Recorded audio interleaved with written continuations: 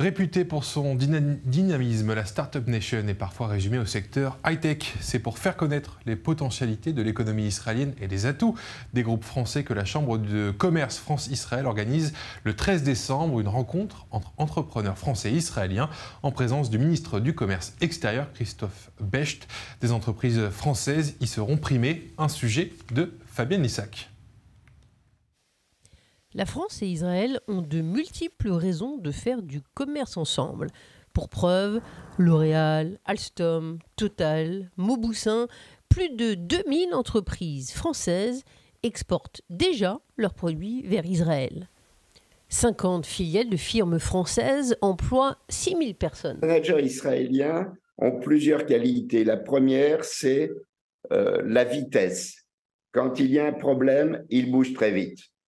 En France, on dit qu'on parle d'un problème entre la poire et le fromage. Eux, on n'est pas encore assis à table que le problème est mis sur la table. Il y a un problème, comment on le résout? En anglais, on dit « think out of the box ».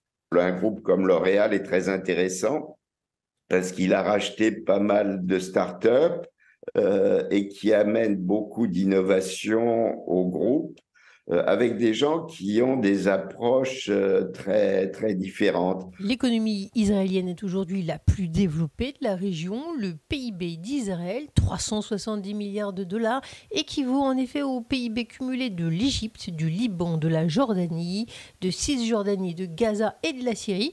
Carrefour, qui prévoit de s'implanter en Israël, l'a bien compris.